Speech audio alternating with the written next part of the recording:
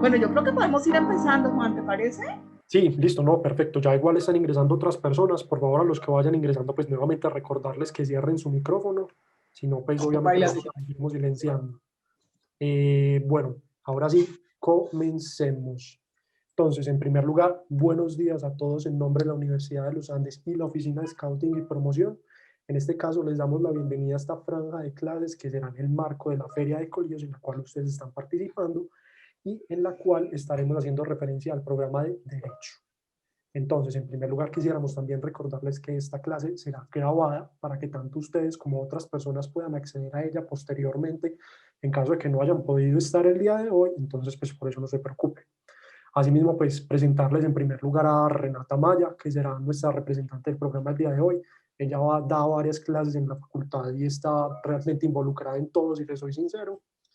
Entonces, también indicarles que para la solución de inquietudes, Renata me pidió que les habilitara los micrófonos para que ustedes pudieran prenderlos y apagarlos en el momento que ustedes quisieran, pero por favor, pues todo con orden y levantando la mano. Cualquier cosa igual, pues si se dan cuenta que nos estamos demorando mucho, yo le diré a Renata pues que conteste ciertas preguntas que también nos pueden ir escribiendo por el chat. Entonces, finalmente, pues Renata ya está asignada. Si quieres, te dejo compartir pantalla. Empecemos y pues ojalá todos disfruten mucho esta actividad. Muy bien, listo. Muchas gracias, Juan Manuel, por la presentación. Efectivamente, yo soy docente de la Facultad de Derecho de la Universidad de los Andes hace muchos años. Dicto una materia de primer semestre que se llama Lógica y Retórica y generalmente hacemos algo con esa materia en la feria de colegios. Dicto otra materia que es Ética Profesional. Y en esa clase, pues digamos que ahí pasan otras cosas diferentes y muy interesantes. El día de hoy decidí cambiar como la temática tradicional de lógica y retórica para llegar y hablar con ustedes un poco sobre la ética y el derecho. Esto suena trillado, pero no lo es. Además, es uno de los temas más apasionantes que hay hoy en día. Les aclaro que tengo el tapabocas porque estoy en la casa de mi papá.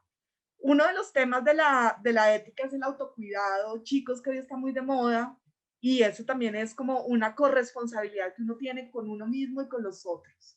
Entonces, me imagino que muchos de ustedes están acá porque tienen algún interés en el derecho o se imaginan que lo pueden tener.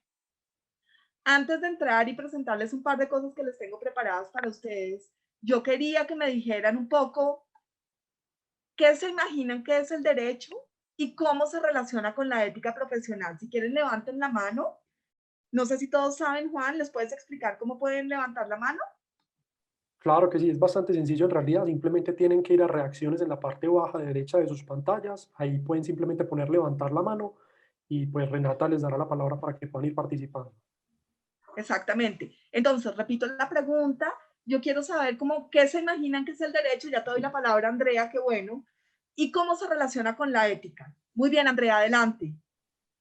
Bueno, pues yo me voy a arriesgar y voy a decir que el derecho Si es, quieren, espérame un segundo. Andrea y todos los demás, recuerden que esto parece una sesión de espiritismo moderna, ¿no? Entonces uno empieza. Andrea, ¿estás ahí? Si quieren, cuando hablen, prendan la cámara o incluso los que quieran tener una presencia más fuerte, la pueden mantener prendida todo el tiempo. Muy bien, Andrea, perdóname. Adelante, por favor. bueno, que ahorita prendo mi cámara que mi internet está un poco malo, pero bueno, No te preocupes. entonces lo que iba a decir es que yo creo que el derecho es como, es un área del conocimiento en donde uno puede ayudar a las personas a conseguir un propósito ya específico.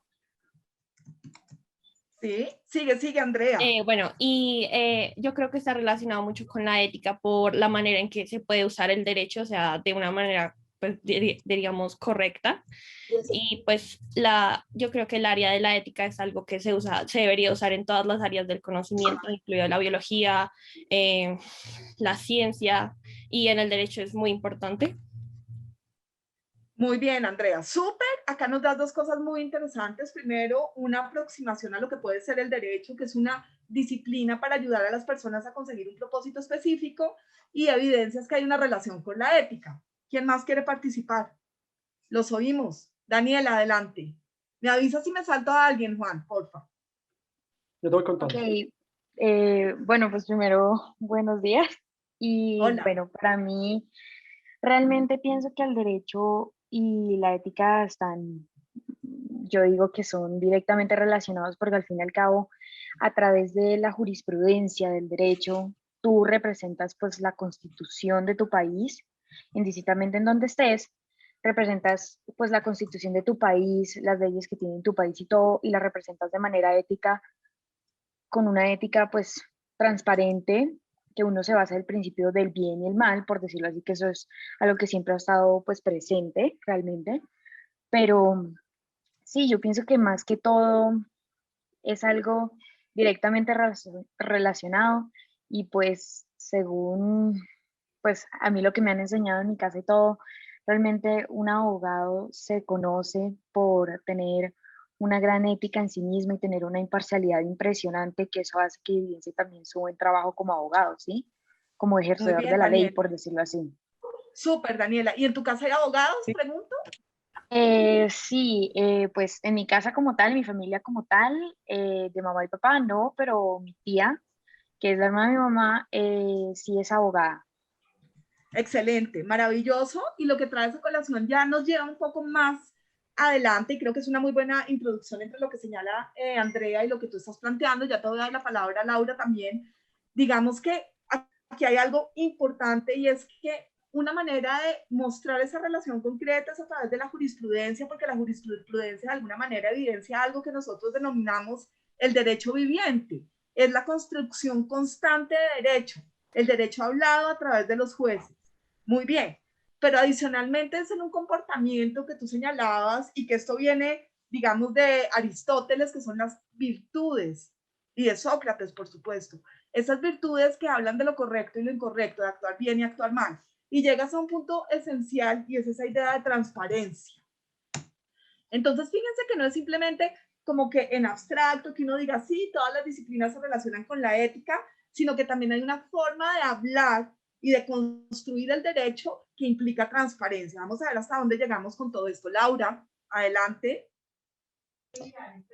Pues yo hice como unos pequeños, ay, qué pena, hice como unos pequeños apuntes y yo establecí que el derecho es como el conjunto de normas y principios que van encaminados a la transformación social, a la organización social, el bien común, políticas públicas, etcétera, que se relacionan con el bien vivir y el conjunto de todos los que están en la sociedad. Y la ética, pues, es lo que establece el bien y el mal. La ética en el derecho es el bien y el mal para la comunidad, por la comunidad, y la ética profesional pues es el conjunto de la formación de la estructura de leyes para el bien común y el buen vivir de todo el mundo, desde el derecho que se abarque, ¿no? Como por ejemplo si es defendiendo a una persona, entonces que todo lo que le cuente esa persona no se lo vaya a decir a alguien más, o que a la hora de formar nuevas leyes, políticas o normas estén encaminadas al bien común, no al beneficio de unos pocos, y eso. Muy bien, Laura. Aquí apunté al final, estoy haciéndoles en el WhatsApp como un sum up, un resumen de todo lo que ustedes van diciendo porque me parece muy relevante. Se me olvidaba de la participación anterior, que fue la de Daniela, si no recuerdo mal. También hablaba como que los abogados tienen que tener un comportamiento particular en todos los escenarios de su vida y esto se relaciona con el buen nombre. Seguramente ustedes en las noticias han oído cuando se cuestiona a un abogado, el peso es mucho más alto. ¿Y por qué es más alto? Porque el abogado, con todo lo que ustedes han dicho, tiene además una obligación con los otros. Como señalaba Laura, digamos que esta es una muy buena definición de derecho. Sí fuiste tú, Laura, ¿cierto? Sí. Gracias por prender la Sí, sí, cámara, además.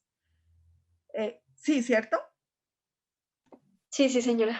Muy bien, perfecto. Un conjunto de normas y principios encaminados a la transformación social y lograr el buen vivir. Entonces piensen que cuando uno es abogado tiene algo que se denomina tarjeta profesional y la tarjeta profesional les da la posibilidad, como ocurre con los médicos cuando tienen también su tarjeta profesional, de representar intereses de terceros. Y esto genera un privilegio y además evidencia que ustedes son el puente, los futuros abogados y los abogados, entre la administración de justicia y los ciudadanos y ciudadanas. La gente no puede representarse sino en muy contadas opiniones por sí misma. Necesitan un intermediario que es el abogado. Y esto genera una gran responsabilidad.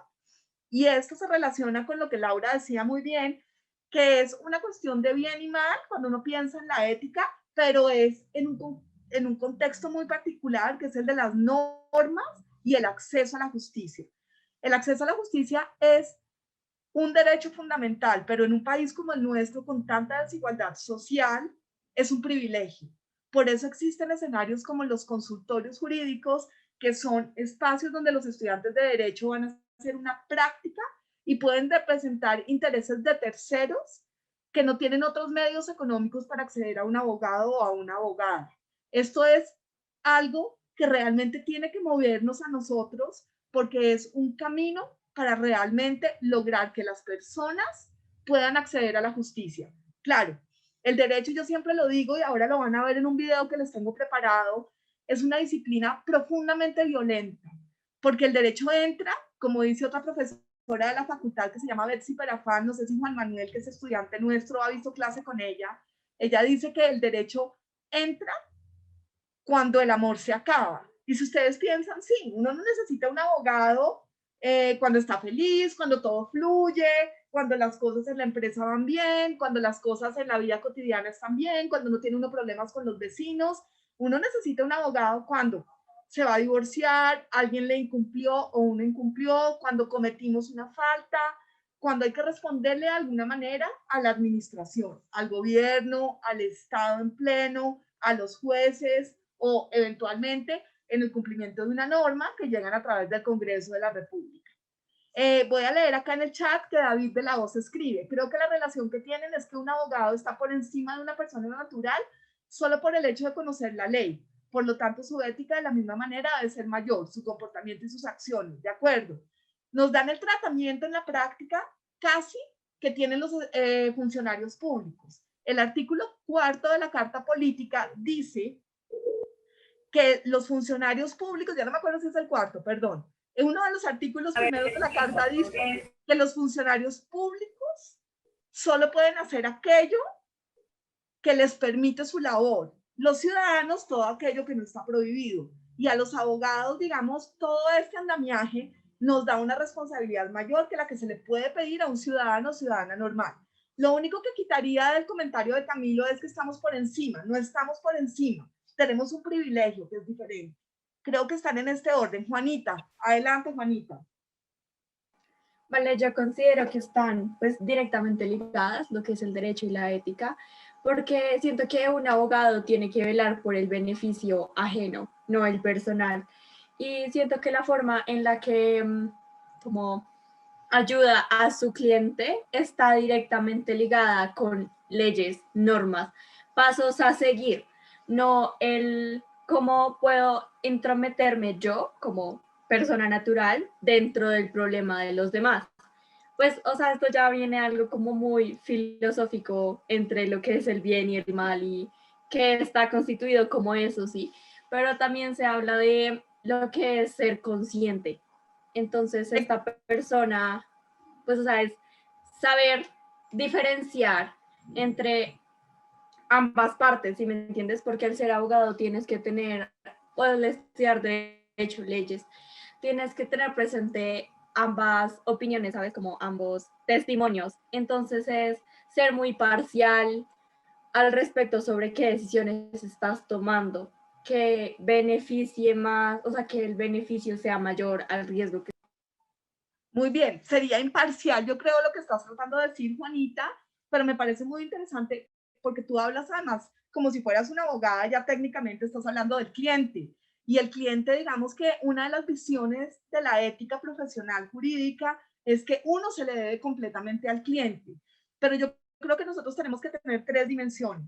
Los abogados se le deben al cliente, también a la contraparte, como tú insinuabas, Juanita, es decir, no solamente es importante reconocer los argumentos y la petición de la parte, sino también la de la contraparte. Un abogado que de pronto ustedes han leído en columnas que se llama Ramiro Bejarano, que también es profesor de nuestra facultad, decía en un foro hace algunos años algo que a mí me impresionó mucho, y es que cuando uno es abogado en procesos administrativos públicos, que son aquellos que trabajan con la relación de los ciudadanos con el Estado, nunca se puede tener en cuenta solamente la pretensión de la parte, por ejemplo, de un banco en el caso de Hidroituango, no solamente podríamos tener en cuenta lo que EPM, las empresas públicas de Medellín, demandan, sino que también tenemos que ver qué tan costoso le puede salir al Estado todo lo que está pasando, porque el Estado seguramente va a tener que responder, pero esta respuesta también significa que menos recursos van a ser invertidos en educación, en salud, en servicios básicos domiciliarios, etcétera. Entonces, fíjense que el papel del abogado no se limita simplemente a cumplir la ley, ni a hacer que su cliente la cumpla, sino que va mucho más allá.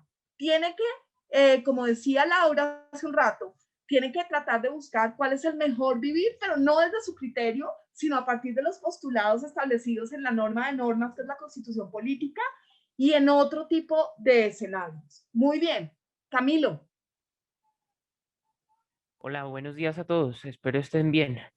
Les pido excusas de no poder prender la cámara, pero pues yo lo que tengo que decir es muy sencillo y es lo siguiente. Es que cuando uno mira, pues un abogado, ¿en qué debería basarse? ¿Y de dónde salen los abogados? O por lo menos yo lo veo así. Es de esa, del estamento de la ley, es de ver percepciones. Entonces, cuando nosotros instruimos una ley o ponemos una ley a regir, por ejemplo, entonces uno ahí va y mira y hay 1000 abogados que 1000 tienen una perspectiva diferente sobre lo que está en la ley, 1000 percepciones completamente diferentes. Entonces, cuando hay una ley, cuando hay una ordenanza, por ejemplo, pues yo diría que es necesario, y además en una democracia como la colombiana, es sumamente importante que haya esa pluralidad en lo que es el pensar de la ley. Ahora, un abogado con ética definitivamente, ojalá en nuestro país todos los abogados tuvieran ética en el sentido de que se aplicaran las normas como es, que no pasaran como que no, es que nos tocó pasar una plata por aquí por debajo, o es que toca engrasar el sistema. Ese tipo de cosas no deberían suceder. Y que es triste porque la justicia debería, además de ser imparcial, como la Constitución y el papel lo dice, pues que hay veces no se cumple, sí debería estar a la merced de los colombianos de a pie, no de unos pocos como ahorita la doctora Renata decía. ¿Sí? Entonces yo creo que es más que todo eso es lo importante. La ética, si la tomáramos todos como un eje principal y muchas veces no se torciera pues el camino hacia lo que me puede beneficiar a mí nada más, pues tendríamos un país muchísimo mejor y pues por supuesto un sistema judicial muchísimo, muchísimo mejor que el que tenemos hoy. Muy bien, Camilo. Yo creo que tú diste en el clavo en muchos sentidos. Primero, pensar que en un país que se fundamenta en los principios en los que se fundamenta el nuestro, pues la pluralidad es fundamental. La pluralidad no significa tampoco que yo pueda decir lo que quiera en cualquier escenario sin ningún límite y sin ninguna precaución. Fíjense lo que está pasando hoy. O sea, tenemos hoy precisamente un día de paro en la mitad de una pandemia. Si bien hay que respetar el derecho a manifestarse, también hay que proteger otro interés que es la vida, la salud de todas las personas. Entonces, las tensiones fuertes que se derivan del derecho nos llevan a ver que esa pluralidad de visiones a veces requiere conciliaciones que son complejas.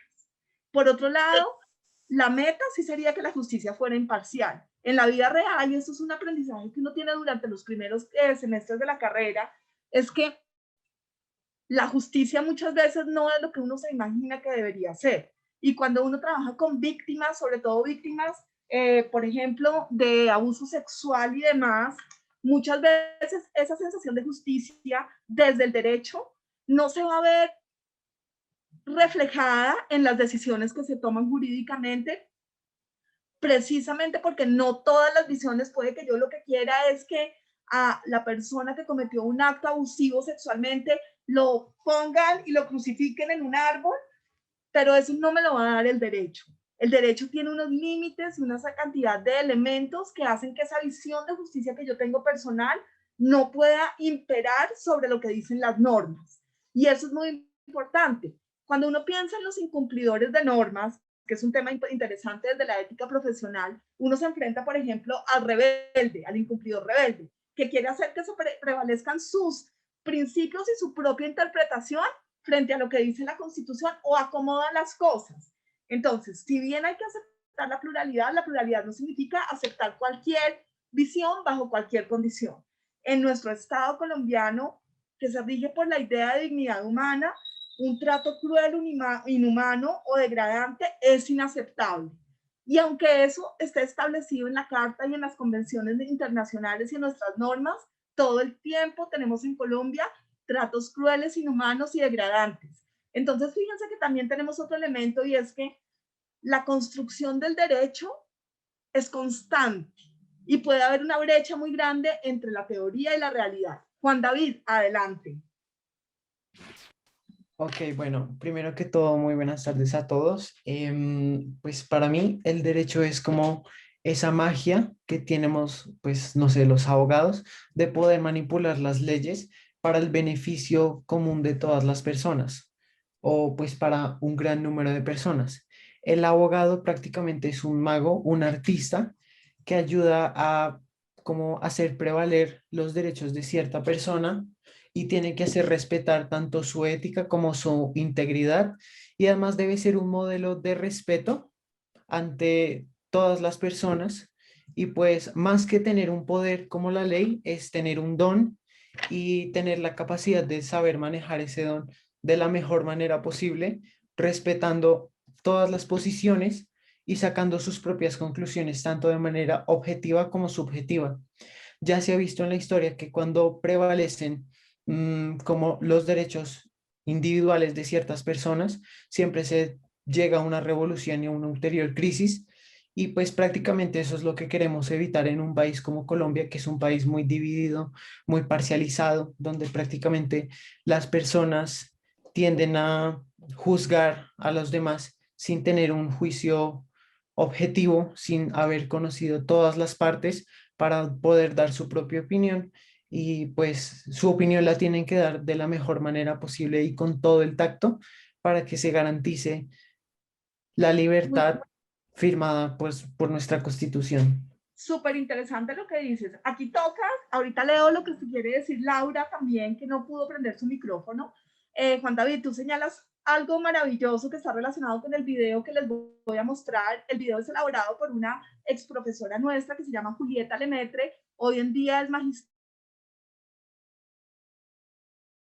de la JEP, de la Jurisdicción Especial para la Paz, y señalas un punto que es maravilloso y es pensar en el abogado como un artista. Esta relación la hace Dworkin, que es un teórico del derecho, y dice que de alguna manera la construcción del derecho es como la construcción de una obra literaria. Y es verdad, no podemos decir lo que queramos y no somos magos para manipular la ley, pero sí podemos tratar de encaminar todo lo que hacemos en aras de construir una mejor sociedad. El hecho de ser abogado en algo como una empresa y en materia laboral y decirle al dueño de la empresa, señor, usted lo único que tiene que hacer para que su empresa sea sostenible es tener felices a sus empleados. Y tener felices a sus empleados implica cumplir con lo que demanda la ley. Eso es un abono para transformar la sociedad. También lo podemos hacer desde escenarios como el que les acabo de describir de esta profesora, Julieta Lemaitre, y también lo podemos hacer desde escenarios mucho más difíciles como en los roles de funcionarios públicos realmente, etcétera. También pueden ser simplemente un abogado, como decían mis estudiantes de primer semestre, este semestre, que querían ser corporativos, que es una de las tantas formas en que se ejerce el derecho, pero todos estamos en una construcción de una obra literaria constantemente. Y esa es precisamente la magia del derecho. Y eso se relaciona directamente con la ética, por la responsabilidad extra que hay. Muy bien, Laura, voy a leer lo de Laura y les voy a poner un video de Julieta Lemaitre sobre por qué nos encanta el derecho, para los que les guste y para los que no, para que también se vayan dando cuenta de dónde podrían estar cuando empiecen sus carreras profesionales. Quisiera prender el micrófono, pero aquí hay mucho ruido, entonces voy a decir mi opinión por acá. Pienso que el abogado en sí debe saber asesorar y defender correctamente a sus clientes para que estos posteriormente tomen las decisiones correctas para su vida. Y también considero importante resaltar que un abogado es una representación de defensa y una voz para los que por diversos motivos no pueden hablar. Excelente lo que dices. Nosotros hablamos en nombre de terceros y muchas veces vamos a ser la voz de los que no la tienen. Las luchas jurídicas, por ejemplo, de las mujeres, de las personas en condición de discapacidad y de otros grupos especialmente vulnerables, la comunidad LGBTI, entre otros, ha sido intermediada por abogados, porque muchas veces son las personas, las mujeres, los grupos de los que hemos hablado, quienes tienen que mostrar lo que sienten, lo que piensan para defender sus derechos, pero muchas veces solo lo pueden hacer por intermediación nuestra.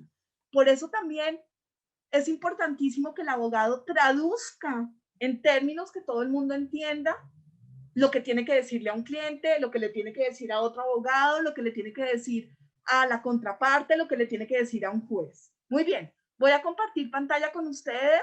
Por favor, gracias Juan David, gracias Laura, la primera que habló, que prendió la cámara, perdón.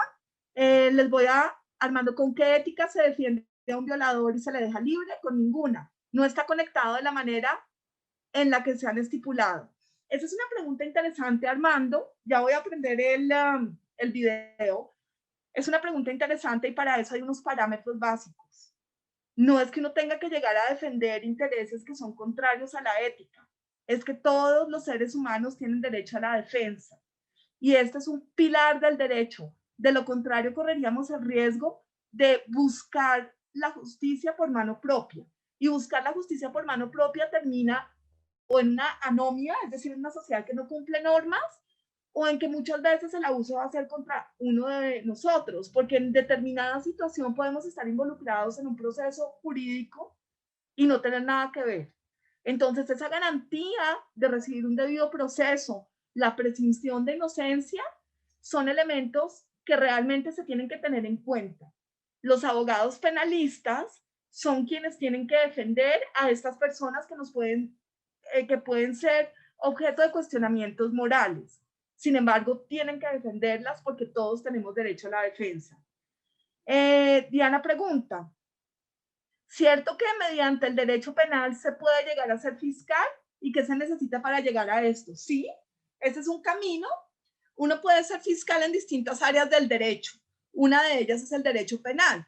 Tendrías que buscar un cargo en la Fiscalía General de la Nación y graduarte de abogada.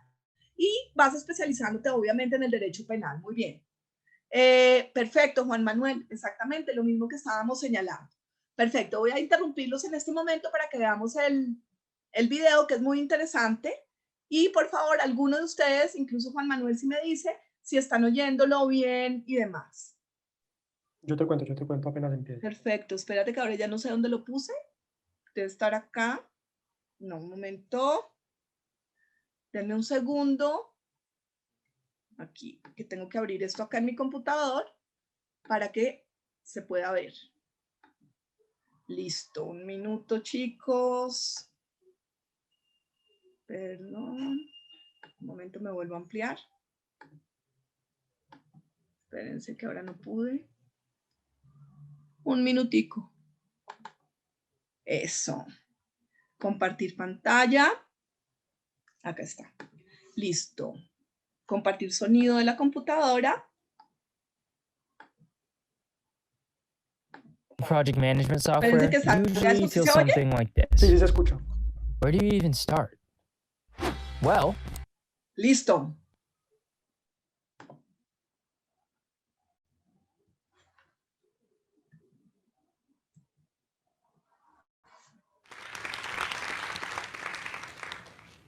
¿Se oye bien? Sí. Estudié Derecho en Bogotá en los años 80, en medio de la violencia de esa época. Cuando llegué a estudiar, al poco tiempo, presencié por la televisión, como tantas otras personas de mi generación, la toma del Palacio de Justicia y la retoma por parte del Ejército. Y nunca olvidaré cómo se veía en la tele en blanco y negro, como tampoco olvidarán mucha de la gente de mi edad, cómo entraban los tanques Cascabel por la puerta, debajo de ese signo que decía, como dice el Palacio hoy en día, colombianos, las armas os han dado la independencia, pero las leyes os darán la libertad. Y ese signo en el Palacio reconstruido captura de lo que les quiero hablar hoy, que es el amor por el derecho. El amor por el derecho como proyecto de justicia, incluso en circunstancias de violencia como la que nos ha tocado vivir. Mi romance con el derecho empezó en esa época, en el Palacio de Justicia, no solo viendo las imágenes, sino oyendo la voz del magistrado Alfonso Reyes, a punto de ser sacrificado, que rogaba por su vida por la radio.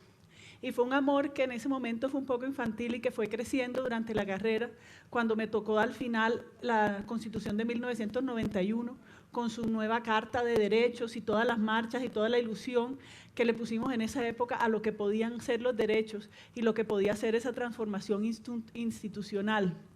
Y ese amor adolescente o pasión se convirtió ya en un compromiso en mi primer trabajo, que fue en la Dirección de Equidad para la Mujer en la Presidencia a finales de los años 90.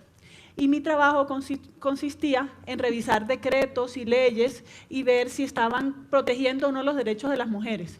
Y es difícil describir la pasión y las emociones que estaban inscritas en ese trabajo. En torno a palabras o frases se creaban y se destruían amistades de años. Tuve relaciones con cantidades de activistas que estaban detrás de un giro, de una frase que dijera permitir, que dijera que era obligatorio. Íbamos a las cortes, íbamos al Congreso. Realmente le apostábamos a la reforma legal como una forma de construir el país y al mismo tiempo el país se desangraba, porque los años 90 fue la época de la retoma paramilitar y también fueron los años en los cuales la FARC se fortaleció y creó muchos frentes nuevos y aumentó su capacidad de destrucción, y era la misma época.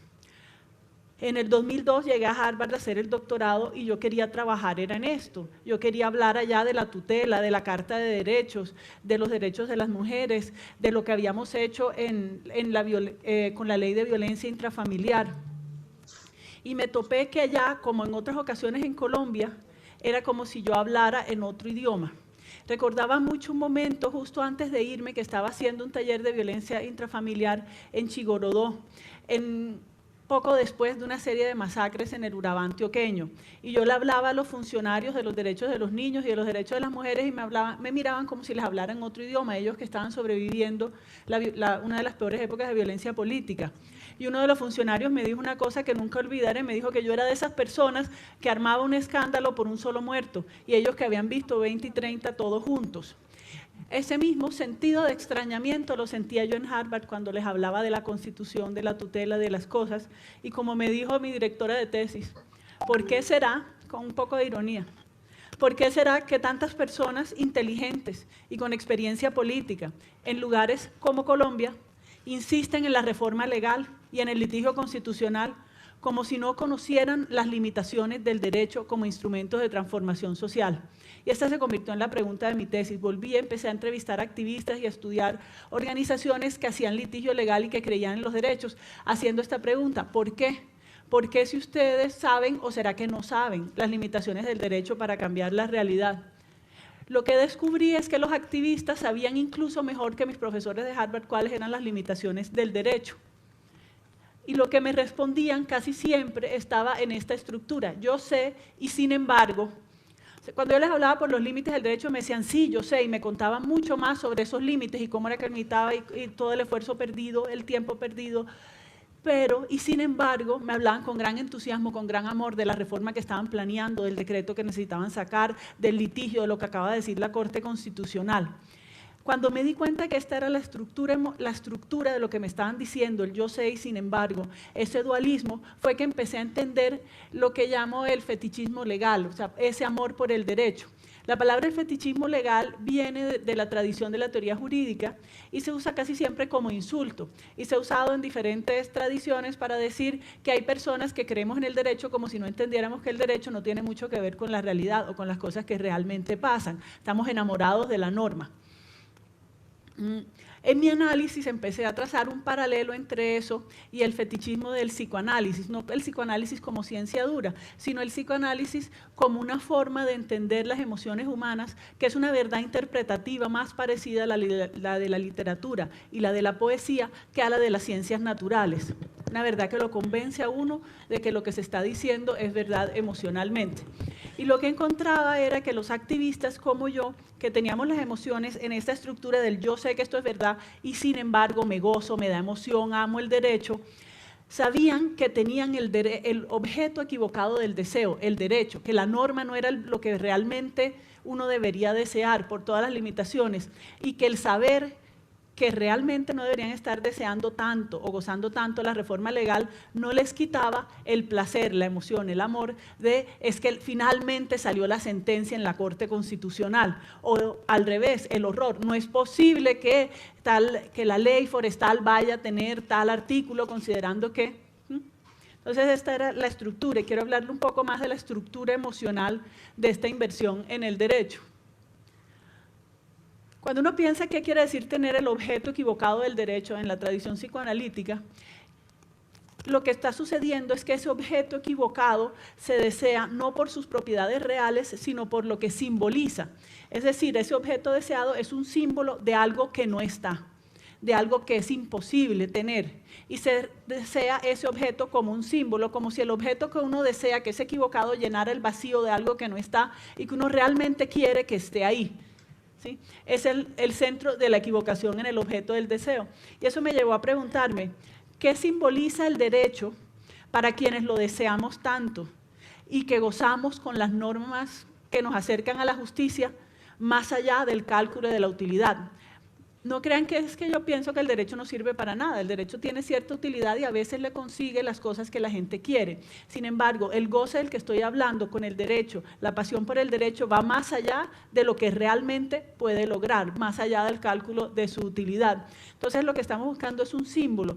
¿Qué es el símbolo? Y pensando que el símbolo lo que hace es que simboliza algo que está ausente, algo que realmente no está ahí y que es de alguna manera el objeto imposible.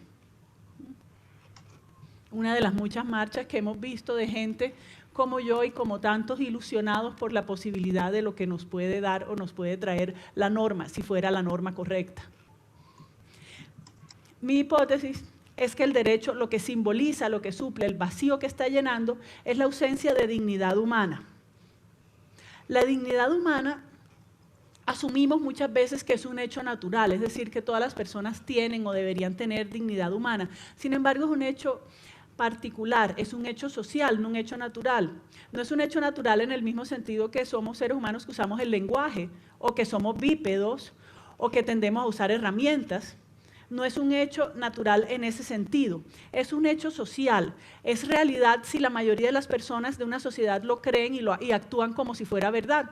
Es un hecho social en el mismo sentido que pagar impuestos es un hecho social, o que el matrimonio es un hecho social, depende de unos contextos en los cuales hay unos consensos sociales sobre qué quieren decir ciertas cosas. Mi hipótesis es que deseamos el derecho y amamos las normas y la jurisprudencia que nos parece que nos acerca a la justicia, como un objeto que es el objeto equivocado del deseo y que el objeto imposible, el vacío que estamos pretendiendo llenar con tanto amor por el derecho, es el vacío de la dignidad humana, en ese sentido, una dignidad humana que sea tan real como usar el lenguaje. Sin embargo, la realidad y lo que hemos vivido y lo que es la cotidianidad para muchas personas nos enseña constantemente que la dignidad humana no es verdad. No solo no es verdad en el sentido de ser una verdad natural, sino que no es una verdad socialmente construida. Es decir, que vivimos en una sociedad donde no hay un consenso sobre cuál es el valor del humano. Y la violencia permanentemente nos está mostrando que el valor del humano, de un cuerpo humano, realmente depende de quién es el dueño de ese cuerpo. Y que las cosas que se le pueden hacer a un cuerpo humano son más o menos las mismas que se le pueden hacer a un objeto. Otra forma de decirlo, de explicar este amor por el derecho, es decirle lo siguiente. Normal, ¿qué es normal? Normal es lo que dice la norma, ¿cierto? Normal al mismo tiempo es lo que ocurre todos los días, lo cotidiano. Hay una tensión, cuando hay una tensión entre ambas, los que queremos que el derecho sea cierto, queremos decirle, mire, esto que sucede aquí, esto no es normal. No es normal porque es en contra de la norma. Pero estamos en contra de una realidad que nos dice, sí, claro, eso es lo normal, porque eso es lo que sucede todo el tiempo, impunemente, ¿verdad? Y esa es la tensión. Normal es lo que dice la norma. O normal es lo cotidiano. ¿Y qué pasa cuando nuestra cotidianidad es la violencia misma? La violencia, como el derecho, todo el tiempo está creando significados sociales. Los consensos sociales, ¿de dónde surgen? Surgen de las prácticas. Si las prácticas son las mismas del derecho, hay un consenso sobre lo que es normal.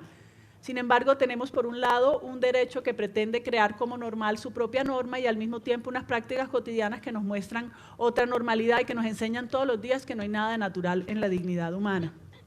¿Cuál es la diferencia entre estas dos fotos? ¿Cuál es la diferencia entre un perro muerto y entre unos jóvenes avaliados?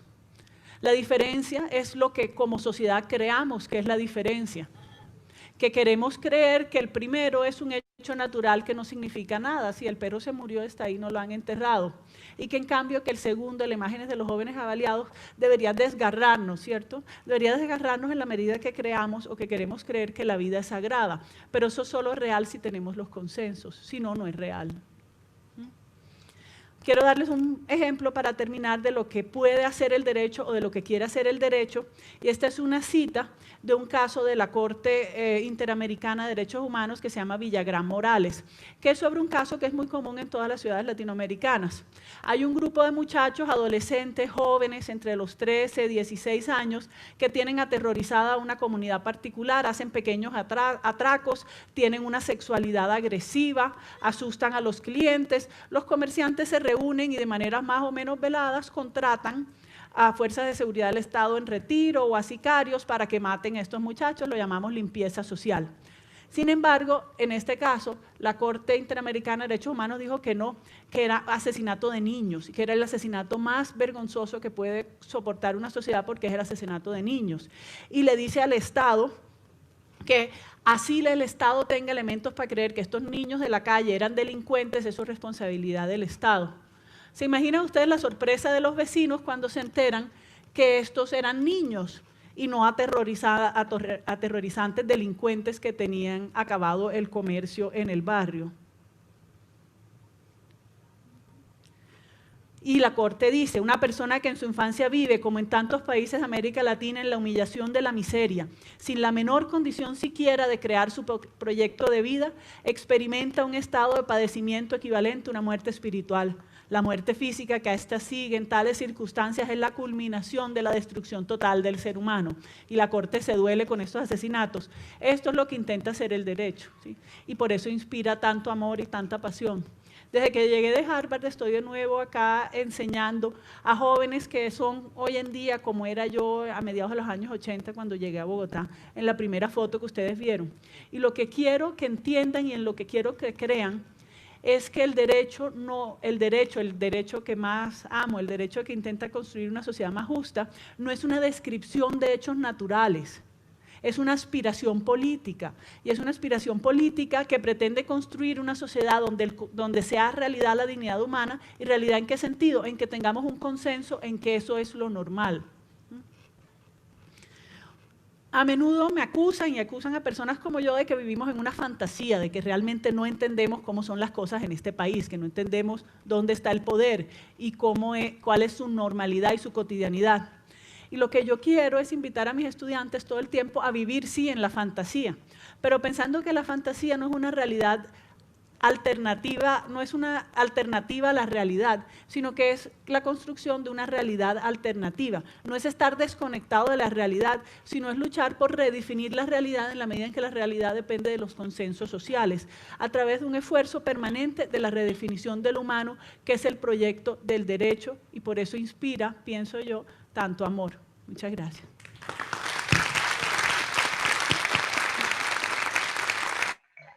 Bien. No sé si tienen preguntas sobre el video de alguna manera. Espérense, yo apago mi video real porque si no aquí vamos a tener problemas porque me empieza a sonar otro video. Espérense un segundo. Listo. Perfecto.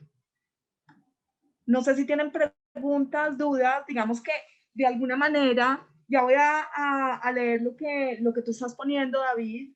Digamos que acá hay algo muy apasionante y es lo que quiero que a ustedes les quede, y es que el derecho, por un lado, es una disciplina profundamente violenta, pero por el otro lado es totalmente aspiracional, como señala Julieta Lemaitre. Y en esa medida, la invitación a ustedes es a que, si deciden estudiar derecho, recuerden que tienen una gran responsabilidad social por el solo hecho de conocer técnicamente un lenguaje que para muchas personas es desconocido, y por el solo hecho de poder intermediar intereses de terceros de una manera en que nadie más lo puede hacer, porque se necesita un abogado para poder poner en contacto al ciudadano con el acceso a la justicia. Y acá hay dos preguntas como para terminar. Creo que estoy muy bien de tiempo, ¿cierto, Juan Manuel? Perfecto.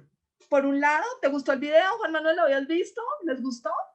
Sí, lo había visto varias veces, por ejemplo, en hermenéutica, que a uno siempre lo ponen a leer Julieta, igual que en sociología, Julieta siempre ha sido, creo que yo, uno de los grandes ejemplos a seguir dentro de nuestra facultad. Incluso creo que desde antes de que fuera profesora, aunque ya lleva siendo, pues, duró como profesora bastante tiempo, si no estoy mal, y todo el mundo siempre ha estado enamorado de sus palabras. Totalmente, digamos que esto es muy apasionante, ¿no? Esto hace que uno quiera estudiar derecho. David pregunta, ¿significa que una persona con unos fundamentos morales definidos no puede ser abogado? Me refiero a que tiene que sucumbir a la ley para intentar cumplir las normas que indica una mayoría como normales. Significa que tú tienes que tener roles y diferenciarlos. Cuando estás actuando como abogado, te pones el sombrero de abogado y eso te va a dar unos límites para tu actuación. Deberían ser coherentes con los que tienes en otra parte, pues uno esperaría que el abogado de uno pues sea transparente en todas las esferas de su vida y honesto, pero evidentemente, o por lo menos desde nuestra constitución política, esta implicación está relacionada con lo que uno debe hacer en la práctica profesional. Gracias, Carolina, por el corazón. Los demás pueden poner sus simbolitos. El nombre del video es, ya no me acuerdo, ya se los voy a poner, pero pones TED, Rosalía, pones TED, Julieta Lemaitre y ahí te aparece. Aquí hay otra pregunta de Ángela. ¿La relación entre el derecho y la literatura es la naturaleza expresiva de ambas disciplinas? Yo creo que son muchas y es la posibilidad de construir narrativamente realidades. Y eso es como lo que tú estás diciendo. Claro, es la naturaleza expresiva, el lenguaje es diferente porque el lenguaje literario te da una cantidad de posibilidades, el lenguaje jurídico es más limitado y debería serlo así porque tiene que llegarle a los ciudadanos de carne y hueso. La lengua que une a las personas comunes y las personas con poder en la sociedad, por eso tenemos un esfuerzo en la facultad y en otras facultades del país por hacer que los abogados empiecen a escribir en un lenguaje más claro. Me encantó el video, cuando tocaron el tema del psicoanálisis, muy bien, inteligencia emocional, de acuerdo, la inteligencia emocional se ha quedado de lado. Y acá está relacionado con, gracias Cristina, el video se llama Fetichismo Legal. Y muchas gracias, Juan Manuel. Y digamos que aquí lo importante de todo esto es que ustedes se den cuenta, digamos, que la ruptura entre ser seres humanos y ser abogados no debería existir. Es imposible disociar lo que somos como humanos de lo que somos como profesionales.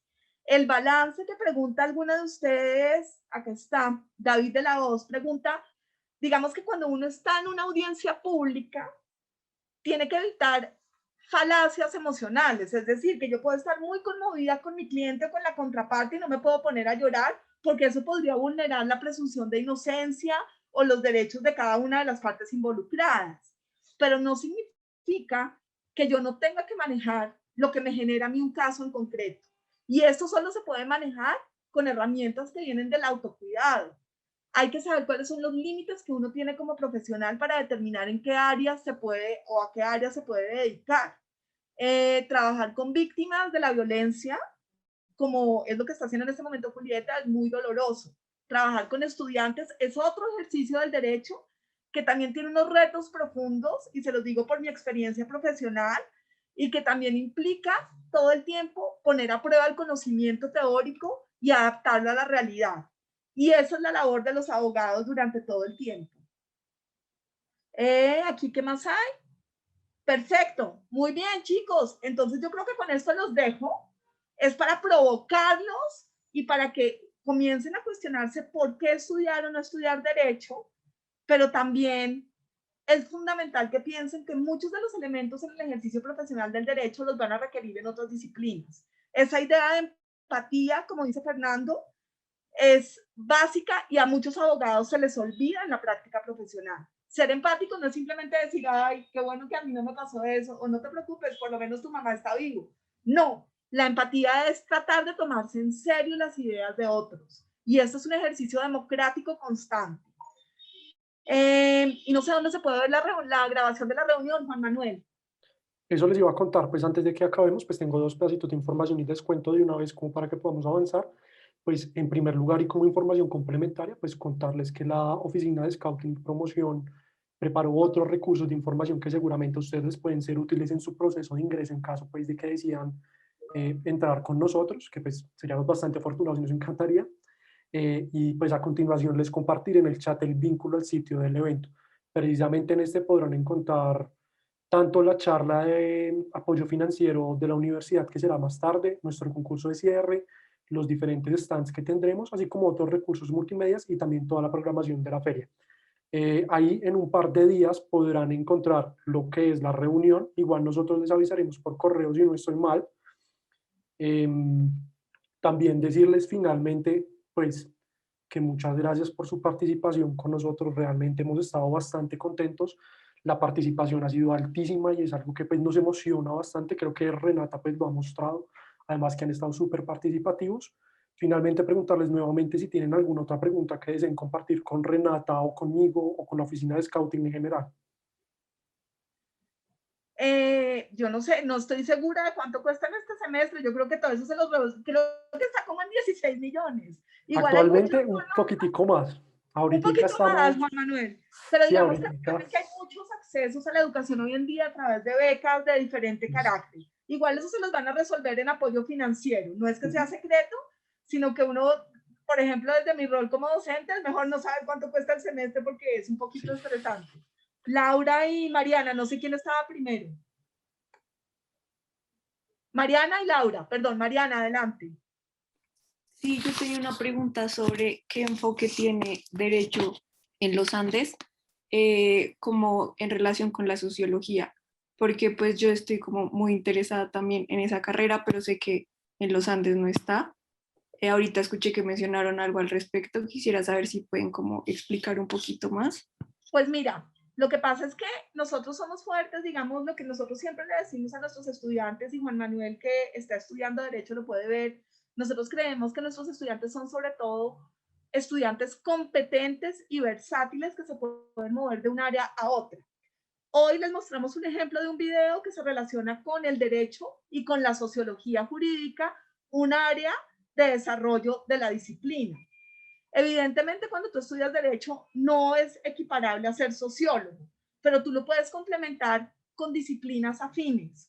Entonces es muy importante, digamos que si uno se dedica a áreas como Derecho Constitucional o Derecho Público o Derecho Ambiental, posiblemente tendrás que ejercer muchas competencias que se relacionan con lo que hace un sociólogo en la práctica. Sí, doble titulación, sí, nosotros tenemos doble programa, así se denomina en la universidad. Los estudiantes de primer semestre, y seguramente Juan Manuel, que ya va como en octavo de todo lo que ha avanzado, lo sabe, entran como con un afán por hacer y hacer. Yo soy abogada y antropóloga de los Andes, se logra, pero no tengan solo eso como meta. Disfruten la universidad, la que sea que puedan costear y la que sea que puedan, a la que ustedes decidan y escojan acceder. Vivan esta etapa porque es una de las mejores etapas de la vida y tómenselo con calma, pero sí hay doble titulación en ese sentido. Muy bien, Laura y Juan Manuel, ya te doy la palabra. Tengo tres preguntas. La primera es que si solamente se necesita el ICFES para entrar o tenemos que hacer algún ensayo, una entrevista o un examen particular.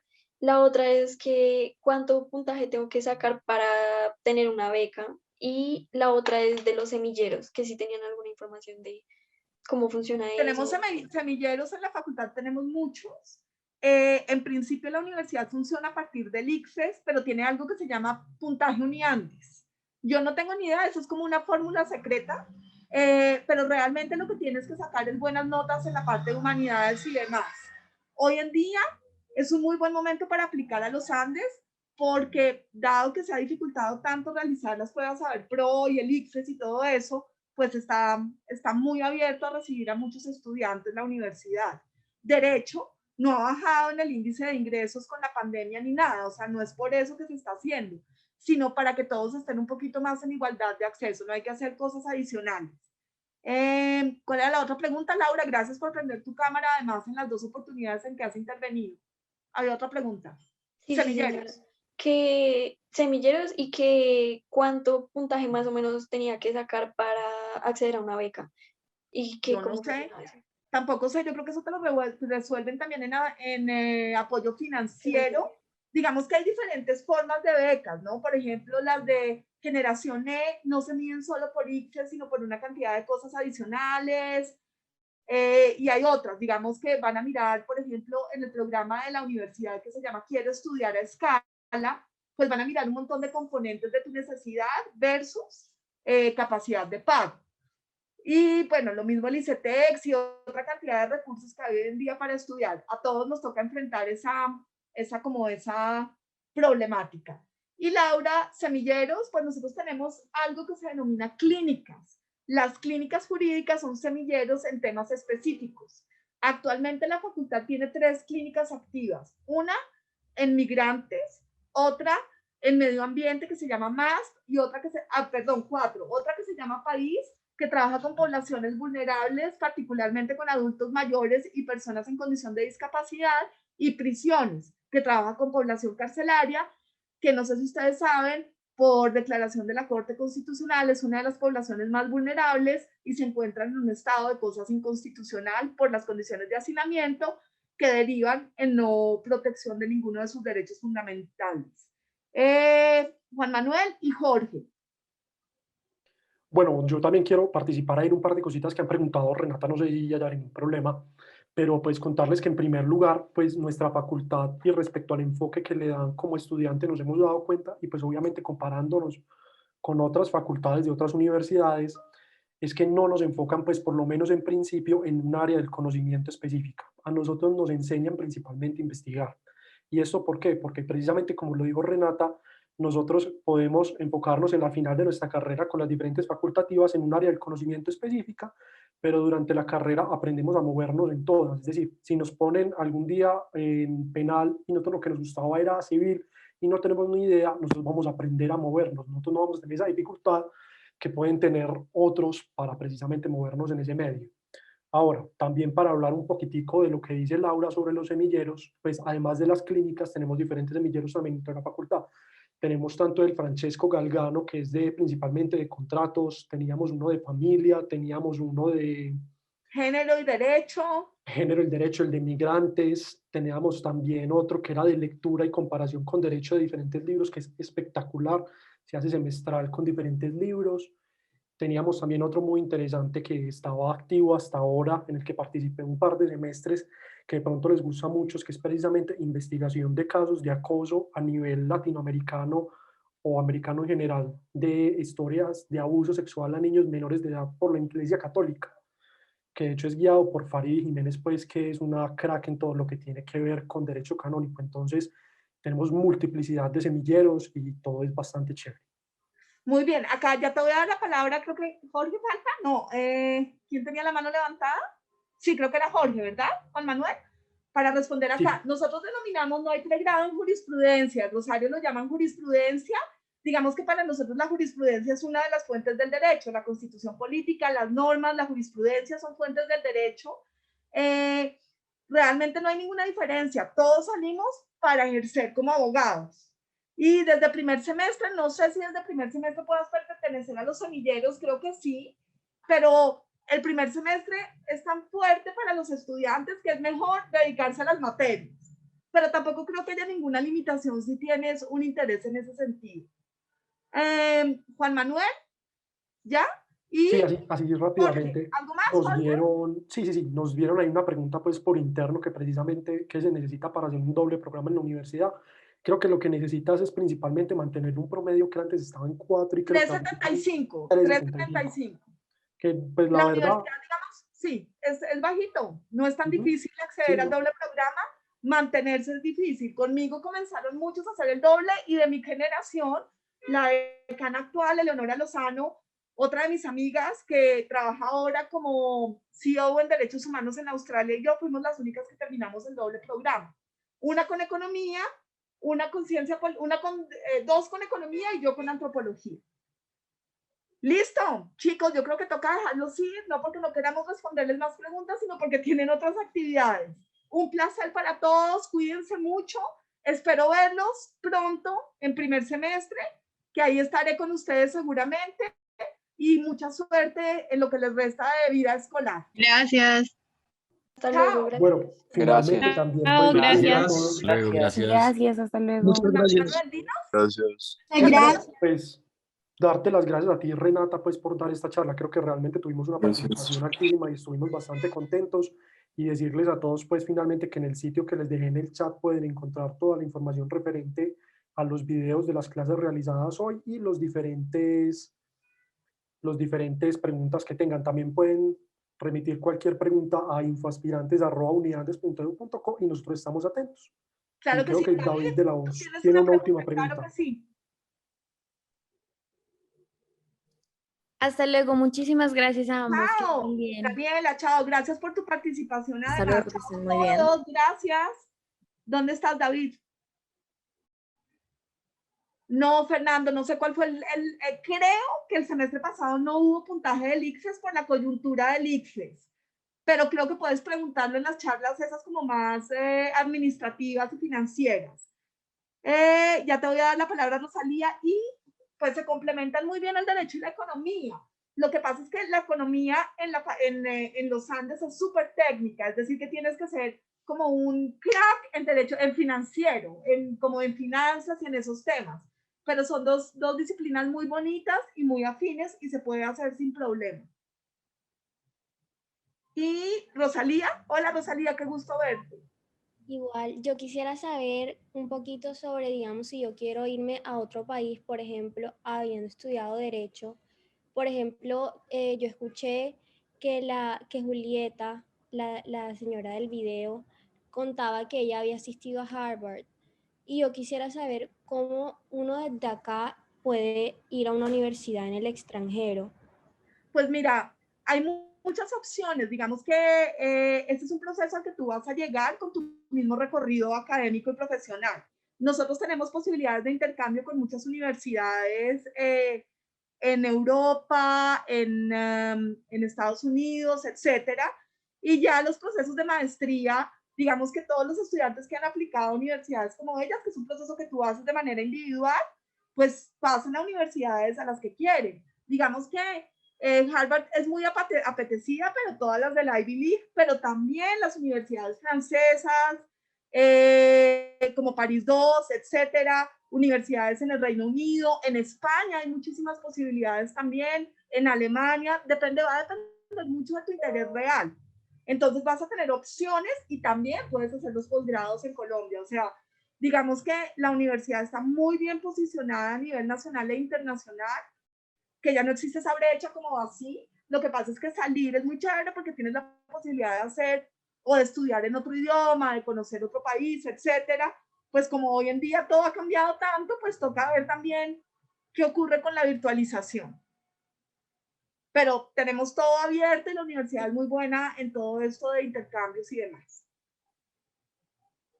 Ah, bueno, Muchísimas Fernando pregunta gracias. que qué actividad sigue, Juan. Hay varias, Sebastián. Hay pasantías que son intercambios con distintas universidades en Estados Unidos. Juan. Sí, ya, les iba a contar qué tenemos a continuación. Ya voy, Diego. Estoy revisando aquí el programa. Si me carga, creo que seguimos con los stands virtuales. Okay. Y pues finalmente tendremos todo lo que es el concurso y por la noche, si no estoy mal, es la charla de financiamiento, de apoyo financiero, que es bastante importante. Pues realmente es la oportunidad de que ustedes vean cómo pueden acceder a la universidad, ya sea por ICETEX, ya sea por los diferentes mecanismos de financiamiento, de todo. Súper, Juan, eso es súper importante, gracias. Y Diego, ¿tú tenías otra pregunta? Sí, señora, qué pena no prendo la cámara, pero es que el internet está un poco regular. No te preocupes, yo es que está cayendo un aguacero donde yo estoy que no alcanzo a oír. Háblame bien duro. Mira, es que yo tengo una pregunta. ¿Yo como abogado penal puedo llegar a ser juez? Sí, claro. Además hay jueces de familia, civiles, de circuito, de laboral, de penal, etcétera. Claro que sí. Ah, bueno, es que esa rama del derecho me interesa bastante, entonces que yo quiero Bueno, llegar me a ser juez. encanta haberlos tenido. Stands, sí, Fernando. Muchas Bueno, gracias. chao a todos, buena suerte. Juan, qué rico vernos. Lo mismo, Renata. Fuerte, ¿oíste? Un abrazo, pues, chao, que estén bien. Y Fernando, Chao. en la página los puedes encontrar, en la página. Perfecto. Y te voy a decir una cosa, Juan. ¿Cuántos tuvimos? Como 169, ¿no? Lo máximo que llegamos fue 173, si no estoy mal. Perfecto, muy bien, nos fue muy bien, excelente, estuvo Sí, chévere. no, una maravilla. Bueno, Un gran grupo. muchas gracias a todos, pues, muchas gracias, Renata. Chao. Estamos hablando, pues.